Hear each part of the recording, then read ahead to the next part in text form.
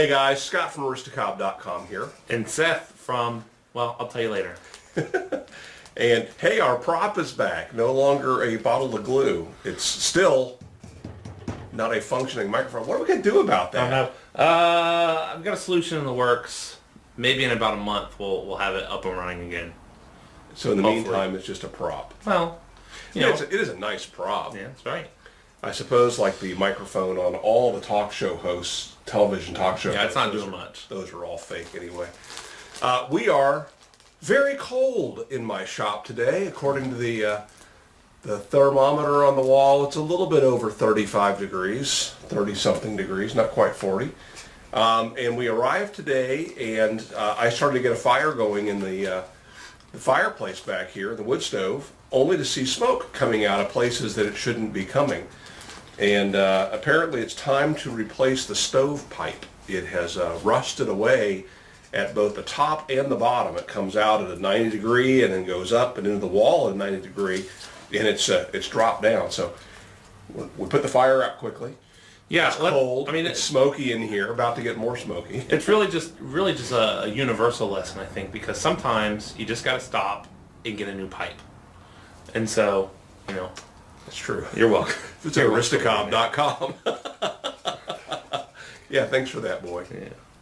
Anyway, so we're going to be cold for you today, and I guess we'll go ahead and give this up. We're going to record a couple of these weekly sessions because I'm heading to Germany next week, and so you'll notice in the next one we'll be wearing the same clothes. I may or may I'll not be wearing a jacket. and I'll be complaining about being cold.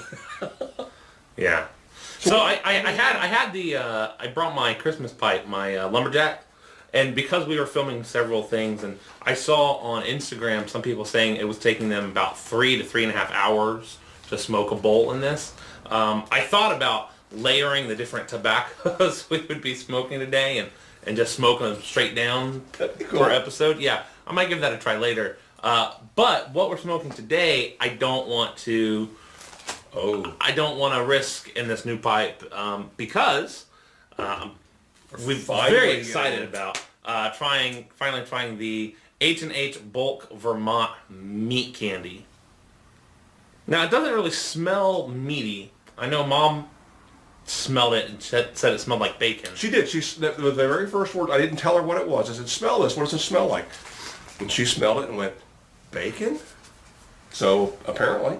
Yeah. Over the holidays, I upgraded my equipment. Got a nice pipe light and Zippo. Don't know that it'll help me know what I'm doing. I am not a fan of the standard Zippo inserts. I just never have gotten used to the taste of the fluid. And I still have at least a mental scar from the physical scar on my leg when I was a teenager, and I used to carry one of those, and the fluid would leak out because I didn't know how to fill it. I would overfill it, and it burned my leg. So for quite some time, I had this chemical burn on my leg from a standard Zippo. I have replaced the inserts on several of my Zippos with the, I even forget what it's called now, but the butane version. And I like that. All right, so right off the bat, this is a really fine cut. And without my filter, I'm just getting mouthfuls of loose tobacco. You know what? I should check this one. This is, oh yeah, dummy. This is a brand new straight gentleman, and I knew initially just by looking at it was new because I haven't replaced the stem on here with the Danish stem or bit. That's my preference, and I usually swap those out right away. This just happened to be in a bag full of tobacco that we brought back from our vacation, and so So the pipe? yeah, so I just grabbed it. All right, so when we last saw you guys, we sent you uploaded a video talking about our vacation and talking about the 2 pipe shops that we visited. What else have we done? I mean, we did such a poor job. Being on location is uncomfortable because you got other people that are there trying to enjoy their time, and you got the owners looking on sometimes, or managers, and maybe you can't be completely candid. A tip, a tip that has worked well for us though. If you're a YouTuber and you're going to a place like that and you'd like to shoot a video, ask permission. Yeah. It takes 2 seconds, and it usually, at least in the 2 shops that we visited, started a conversation with the guys. One of them gave us the information to his marketing director and wants to link to our video whenever we post it. And, they were very, very accommodating to us just taking up their space. And so that I think that helped develop a relationship between us and them, and then it made it a little bit less uncomfortable. Now, I'll just asking is uncomfortable. That was the wharf in Dayton, and part of that is the gentleman that was running the place, who he and his father own it, has seen me in and out of that place for the last 30 years, maybe more than 30 years. So I think he knew that we had his best interest at heart. That's the other thing, is when you're visiting a shop, if they don't know you from Adam, it might be difficult to get permission to shoot. I've had some wonderful experiences, like when we went to the Old Country, we asked, and Old Country, New Country, County, Low Country, Low Country. Low Country. Another for the blooper reel. Pipe and cigar. Pipe and tobacco. No, pipe and cigar. Another one for the blooper reel. When we went there, we asked for permission to film there as well, and they said, yeah, sure, absolutely. But that was awkward because there was no real comfortable private place to be. It was a pretty busy shop, and I don't know, man. I'm not that guy that can just do my thing and ignore other people, right? Because they have every right to be there and every right to not be on camera. So I don't know. I get a little shy, I guess. Ultimately, it's fun to share. You can always share from outside. That's true. It was a good experience for us though, to be able to show the shops off. They really did well by us, and we enjoyed the time in both of them. Now, we picked up a couple tobaccos in each, and we will review those one by one. Do that too. Yeah. If you're going, and if you're filming, and if you're trying sampleable, buy something. It is a business. Be kind. Courteous that way. Who are you to lecture, you youngin'? We know that. I work with... We know that, right? Wait, hang on. So we've had this ongoing observation about how pipes have become more popular with the college hipster crowd. Yeah. And I work in a school with high school students who don't tip their pizza drivers, and they think that's a cool thing. They think it's a cool thing? My wife, they were ordering pizza for a pizza party. They asked her if they could order pizza, and she said, yeah. And she said, do you have enough money? And they said, well, yeah, it's going to be $30, okay? And then how much for a tip? Oh, we don't tip. What? Yes, you need to do that. Why? They're getting paid anyway. No, you need to tip. I'm not going to order the pizzas if you don't prepare for that. So for them, it was a foreign idea to tip a pizza driver. So it would not surprise me if some of the younger crowd, some of the hipsters, maybe don't have the same value of paying it forward. All right, you have personal experience with that. I'll just tell you, I don't think that those people are pipe smokers. Right? Pipe smokers, to me, like woodworkers, by and large, are curious and somewhat friendly, not always, and they're nice people. But anyway, all right. So to Boy's point, and this is true whenever we've gotten together at places that had cigars, and I'm going to go in and smoke my pipe, I'll buy a cigar or two just to be sure I'm supporting the business. So you're right. I know. You're a dad now. You realize you're saying things that a dad would say.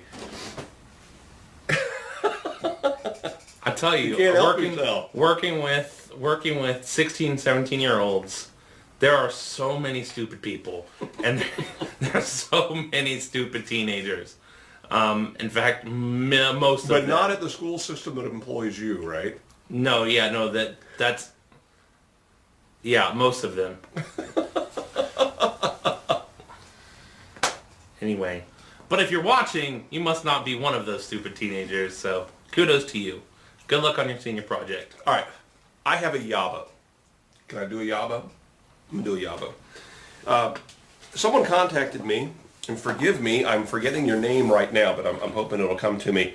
Well, there it kind of comes to me, but you got really nice cursive handwriting, and I can't Ron quite... L. No, Lay. Is it L or Le? La? Let's open this up and see. Ron contacted me and said, we actually have been having a few conversations online, and he said he was going to send me something, and I got this in the mail, and I said to myself, crap, another box has been returned.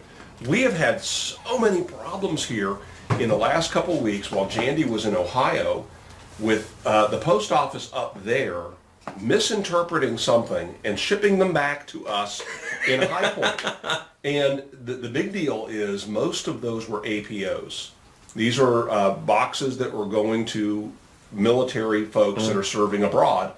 And if you don't know this, if you ship to an APO or if you are at an APO, we pay for the shipping. Okay? Why not? So you're paying. And now we're going to pay twice. Ship boxes to your house. Yeah, because the people at the Kettering, Ohio post office don't know what they're doing. So we've had a number of packages. Jandy got into arguments with them there at the front counter, and that she is doing something right. It's the same way she's been doing it for years here. And the smart asses at Kettering's post office took the package. No, wait, maybe some of them are pipe smokers. All of the pipe smokers. Maybe they're teenagers. Took the packages, after arguing with your mother, took the packages and returned the sender, stuck them in a pile, and back they go to us. There's construction going on next door. So tell us how you really feel. Anyway, I'm not happy. All right. Let me know what you think. All right, I don't know what's going on here. It's a general. Ron says, remove the stem and let me know what you think. I cleaned the pipe with Everclear to do this. Okay. I don't recall this conversation. Oh, what has he done? What has he done? He has added a metal piece that bridges the area where the filter is normally located and is getting a direct line of smoke directly from the bowl. Well, that's an interesting mod. Okay, I will try this and let you know what I think. Maybe I shouldn't have shared that with you. That's cool. All right. Ron, I'll let you know what I think. I like the idea. A lot of people have talked about if they take the filters out of these pipes, that they have way too open a draw. Mm-hmm. And if you're used to smoking a briar pipe that has just a hole that's drilled down through, it's a big opening right in here without the filter. There are some aftermarket filter replacements. You can buy these little plastic stems that'll fit that space that have a hole drilled through them. I've thought about making them out of wood, a wooden dowel with a hole in the middle of them. Would the wooden bamboo filter do something similar? Well, that would be a filter, yes. So you're talking a filter will fill the space of a filter and tighten up the draw. But if you're smoking without a filter, you get that. Here's what I do. I pack my pipe more firmly than I would with a briar. And so I end up getting the exact same draw or the same effect of the draw. It doesn't bother me that that's open. But, for somebody who is going back and forth between briars and cobs, packing them exactly the same way, they're going to notice that the corn cob is going to have a much easier draw. I don't see that being a problem, but some folks do. Anyway, Ron, I'll check that out and report back. Very cool. I like it when people do modifications like that. I need to put this, by the way, back to low county pipe and cigar. This country. is low country. It is country. This is their logo. This little round. It's a circle with a pipe in it. And I thought, well, that would be cool to put a corn cob in that. Lo and behold, they have that trademarked. You cannot put a pipe in a circle and use that for a business because it's been trademarked. But I'm gonna put that on my lapel somewhere. Support that. Cool. All right. Anything else you want to say on this video? Yeah. I've started a new channel, and still check out videos and visit markwoodadventures.com. But right now I'm really investing my time and energy into the channel and website. Now, my wife, for her birthday present, asked me to spend this year getting healthy. So I know everyone does this around this time of year, but I don't do New Year's resolutions. But I do things for my wife. And so my new channel and website is The Shrinking Pastor. The Shrinking Pastor and theshrinkingpastor.com.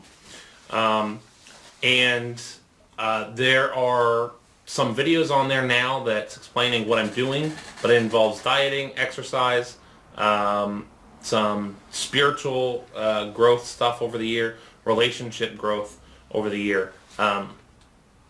And so just going to be documenting that, documenting a meals vlog? and stuff. A vlog? A little bit.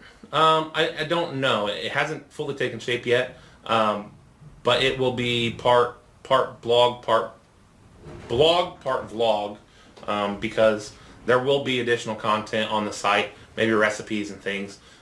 If you want to learn more about the diet plan I'm doing, check out Alton Brown's Good Eats episode, Live and Let Diet. It's in season 3, available on Amazon Prime. We'll put a link to it here. I'm not going to put a Well, you can see link. On YouTube. You can see a very truncated version of that. I'm not going to put a link to that. You can search it yourself. No. I'm not going to put a link. Because you want to see the whole episode, I'm not going to put a link to somebody's copyrighted content. Somebody who has created the content and is doing me a service. So I'm not going to link to it. You can search for it. The full episode is also available on Amazon for like $2. You can check that out on your own. But there will be more information on theshrinkingpastor.com and the Shrinking Pastor YouTube channel. It's being a dad. Being, I don't know, integrity something or other. I wish you luck on that. I mean, Thank I you. really do, and I know that you can do it. It's an awesome goal. Where did you hear about that? You told me. Oh, that's right. That's right. So I'm so impressed by what he has done, what Alton's done. Although my wife always complains whenever anybody loses weight, they look older. Well, that's because when you're overweight, your skin's puffed out. And but he's going to live longer because of what he has done, and so that's pretty awesome. And I want the same for you. So, all right. Before we go, what do you think of the meat candy?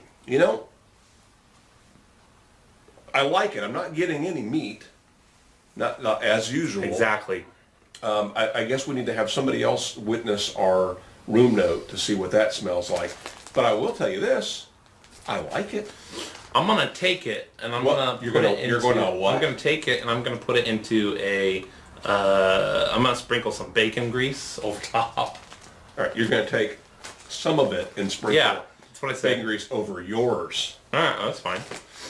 Yeah, just got a bunch of mason jars, and we're going to start doing a little better job of storing our tobacco. So, all right, we're going to wrap this up. We'll see you guys again next week. Thanks for watching, and visit theshrinkingpastor.com. Theshrinkingpastor.com and aristocop.com.